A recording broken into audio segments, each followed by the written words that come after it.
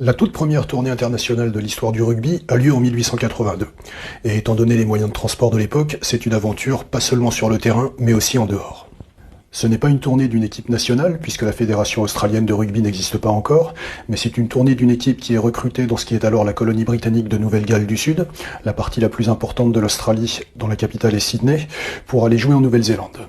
Le premier défi pour les organisateurs, c'est de trouver des joueurs qui puissent se rendre disponibles pendant 1 mois et demi, puisque ce sera la durée de leur périple. À l'arrivée, ils réussissent à recruter 16 joueurs, dont la majorité vient du Sydney University Football Club, le plus ancien club australien, mais aussi de 6 autres clubs de la région.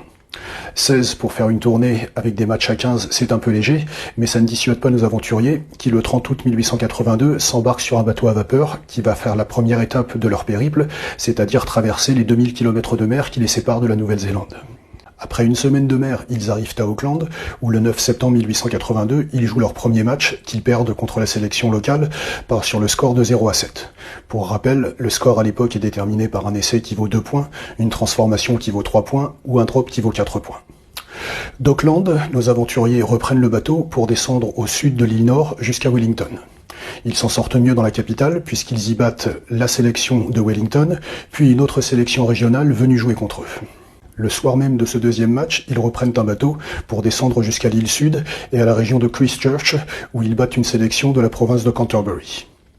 Ils vont ensuite prendre le train, toujours dans les conditions de l'époque, c'est-à-dire qu'ils vont mettre une journée entière pour rejoindre la ville de Dundee, au cours d'un trajet qui est marqué par un retard, puisque le train percute un bœuf qui se promenait sur la voie.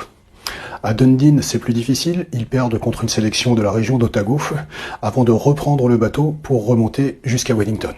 Leur arrivée à Wellington est perturbée parce que leur bateau est pris dans une tempête, mais cela ne les empêche pas de gagner le match retour contre la sélection de Wellington. Avant de reprendre le jour même un bateau qui les ramène à Auckland, leur point de départ. Là par contre, ils s'inclinent à nouveau dans le match retour, avec 4-18, soit leur plus grosse défaite de la tournée. Mais on peut peut-être penser qu'ils étaient un peu fatigués.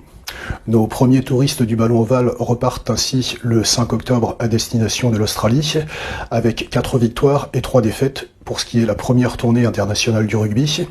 Ils repartent aussi avec la promesse de leurs homologues néo-zélandais de venir leur rendre visite. Ce sera le cas 2 ans plus tard, en 1884, pour la première tournée néo-zélandaise en Australie.